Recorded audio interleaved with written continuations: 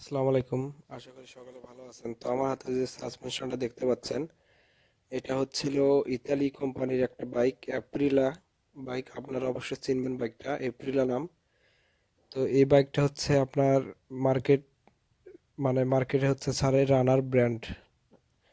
তো ওই কোম্পানির বাইকের সাসপেনশন এটা। তো মূলত এই সাসপেনশনটা আসছে আপনার হাটহাজারী চট্টগ্রাম থেকে। মুসা ভাই পাঠাইছে, তো ওনার রিকোয়েস্ট করছিল যেন ওনার কাজটা আমি একটা ভিডিও করে রাখি বা পেজে আপলোড করি বা চ্যানেলে ছাড়ি। তো সেই উদ্দেশ্যে ভিডিওটা করা এবং আপনাদেরকেও দেখানো যে এই বাইকের সাসপেনশনগুলো একটু আনকমন। তো এগুলোর কাজ আমরা কিভাবে সম্পূর্ণ করে দেই। তো দেখুন, সাসপেনশনটা কিন্তু খোলা হচ্ছে।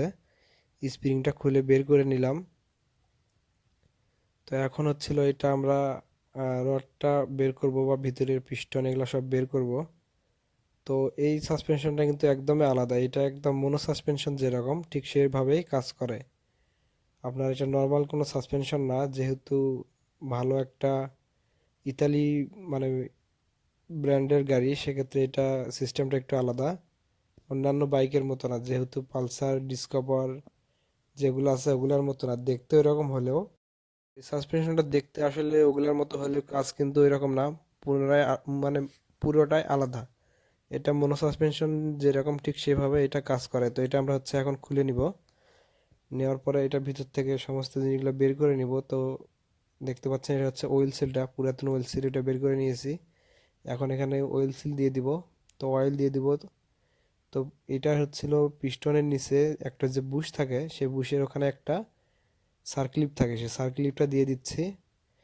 এই সাসপেনশনটা কিন্তু একেবারেই আলাদা, অন্যান্য সাসপেনশনের সাথে মিলবে না, এটার কাজও এরকম মিলবে না, এটার কাজ আলাদাভাবে করতে হবে। তো যে প্রসেসে কাজগুলো করতে হয় আমরা সেই প্রসেসে করতেছি। তো এটার অয়েল কিন্তু এই দিক সাইড দিয়ে ঢুকাতে হবে, অর্থাৎ অন্যান্যগুলোতে যেভাবে ঢুকায় এভাবে কিন্তু এটাতে ঢুকবে না।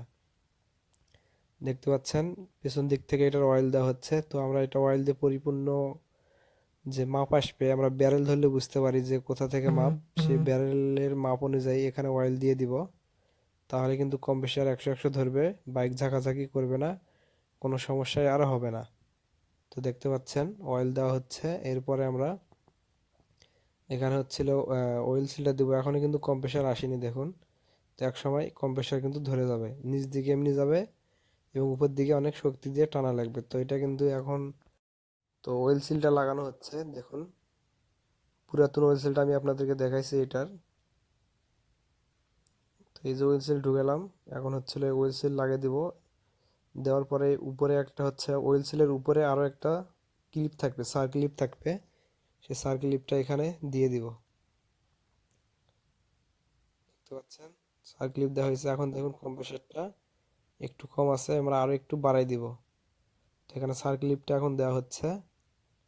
তো মূলত এটা সার ক্লিপের নিচে যে অয়েল সিল আছে, অয়েল সিলের নিচে আরেকটা বুশ আছে, বুশের উপরে আরেকটা সার ক্লিপ আছে এবং সবশেষ ভিতরে এটার পিস্টন আছে। তো এটাতে কিন্তু কম্প্রেসার এখন ধরে গেছে। এখন হচ্ছিল এটাতে আমরা প্রেসার দিয়ে দিব। দেখতে পাচ্ছেন ইয়ার প্রেসার দিয়ে দিলাম। সাসপেনশন কিন্তু এখন একদম 100-100 ওকে।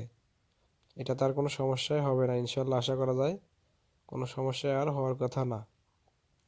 দেখুন নিচ দিকে ডাবা দিলাম, উপর দিকে এমনি এমনি উঠবে। তো এখন কভারটা লাগিয়ে দিলাম। তো ভিডিওটা কেমন লাগলো অবশ্যই কমেন্টস করে জানাবেন। কাজটা কিন্তু শেষ। ভিডিওটা ভালো লাগলে অবশ্যই পেজটা ফলো করে দিবেন। তো ভালো থাকবেন সবাই, আল্লাহ হাফেজ।